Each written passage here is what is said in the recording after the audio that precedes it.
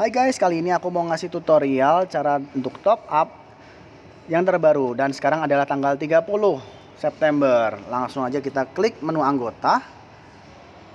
Lalu kita klik pendaftaran. Nah, aku saranin lewat bayar melalui Gateway Bank, karena ini langsung masuk ya. Kita klik. Nah, ini masukin ya daftar nama kalian ya. Ini nggak boleh salah input, karena kalau salah input takutnya nggak masuk ke saldo kalian.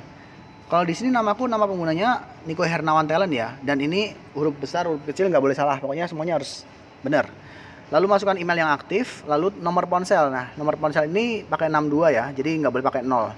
Contohnya 62 78 399 301 70. Lalu jumlah pendaftaran ini adalah jumlah yang ingin di top up. Kalau misalnya kalian belum yakin, kalian tester dulu aja 50.000 ya. Jadi misalnya nih kita masukin angka nominal 50.000. Langsung aja kita pilih, ini ada dua pilihan bank yaitu Mandiri dan Permata. Nah, kalau misalnya kalian punya Mandiri, ya sesama Mandiri aja, jadi biar nggak kena cas ya. Tapi kalau misalnya kalian dari bank lain, ya kalian akan kena cas, yaitu kurang lebih Rp4.000 sampai Rp6.500 tergantung bank kalian. Langsung aja kita klik langkah berikutnya. Nah, ini udah muncul nomor akun ya. Jadi ntar kalian transfer ke nomor rekening ini ya. Kalau nomorku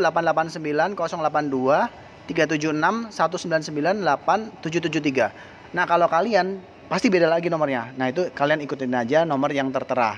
Nah, misalnya dari beda bank, kalian tinggal tambahin nomor bank yang tertera ya. Misalnya kalau misalnya Mandiri, itu nanti kalian cari tahu sendirilah di ATM lah.